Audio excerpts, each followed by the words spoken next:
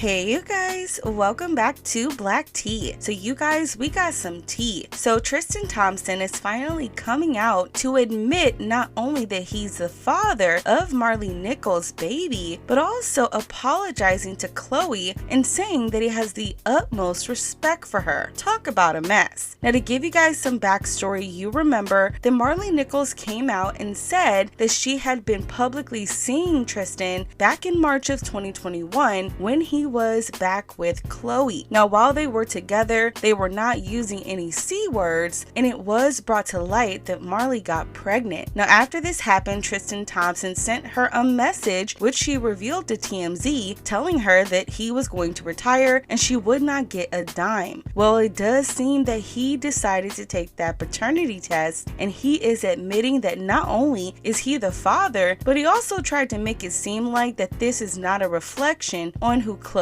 is. Talk about a mess. Now this is what Tristan Thompson had to say. Today, paternity test results revealed that I fathered a child with Marley Nichols. I take full responsibility for my action. Now that paternity has been established, I look forward to amicably raising our son. I sincerely apologize to everyone I've hurt or disappointed throughout this ordeal, both publicly and privately. Khloe, you don't deserve this. You don't deserve the heartache and the humiliation I have caused you. You don't deserve the way I have treated you over the years. My actions certainly have not lined up with the way that I view you. I have the utmost respect and love for you, regardless of what you may think. Again, I am so incredibly sorry. Now hold up, Tristan. Let's bring this all the way back. What do you mean you have the utmost respect for Khloe Kardashian when you literally laid down with a woman with no C word, knowing that she had the green monster? You mean to tell me that you out here having sex with women who have diseases, allegedly, and you have the utmost respect for Khloe and who she is as a woman?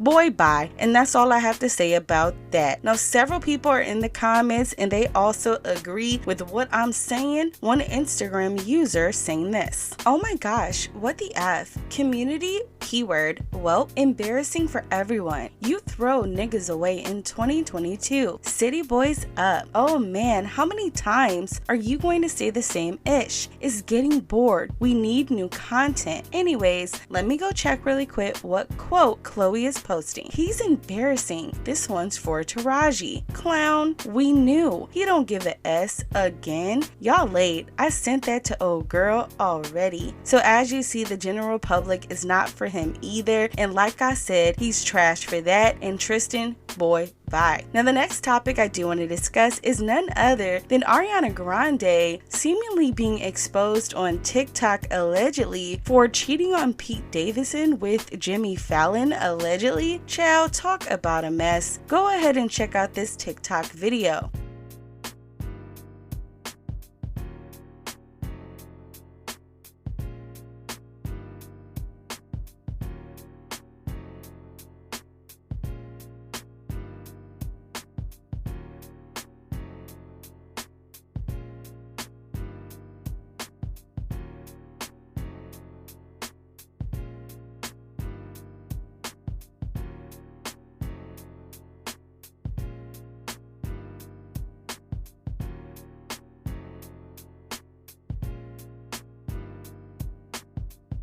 Now, after releasing the video, this TikToker also released the text messages that were sent to her. This is what they said: I'm not from the US, but my cousin who lives between LA and New York told me this story. Around the time she was engaged to Pete in 2018, she was always on his show. They used to hook up backstage and were caught by my cousin's friend who works for a PR firm. I don't know if they had an open relationship or just she cheated on him, but her and him hooked up for a few months. Now look, you guys, do I believe this? I really don't. What would Ariana Grande see in Jimmy Fallon? I just don't see that that would be a man that she would hook up with, and I kind of feel like this could have been misconstrued. Now look, I'm not saying that Ari is innocent, but in this case, I feel like this story is kind of missing some things. And I also want to wonder, why do you guys bring up this whole Pete Davidson situation? They've been broken broken up for a while. So while this is a very juicy story, I am holding out on whether I think this is true or not, because honestly, it's just a hot mess. But child, you never know. The streets is always talking. Now before we end this video, I also want to talk about Nicki Minaj fans being crowned the blueprint for the music industry. Now on a new podcast by Rory and Mal, they explained how Nicki Minaj fans, the BARBZ, are really studied by new artists and also veteran artists in the music industry. They talked about how the BARBZ are always defending Nicki, how they support her, and how they have contributed to her longevity. And they said that the BARBZ are the blueprint, and a lot of artists want that same blueprint for them as they're moving through the music industry. Go ahead and check this out. I feel like every label, manager, marketer, etc. kind of uses the BARBZ as a blueprint when artists start to get a core fan base.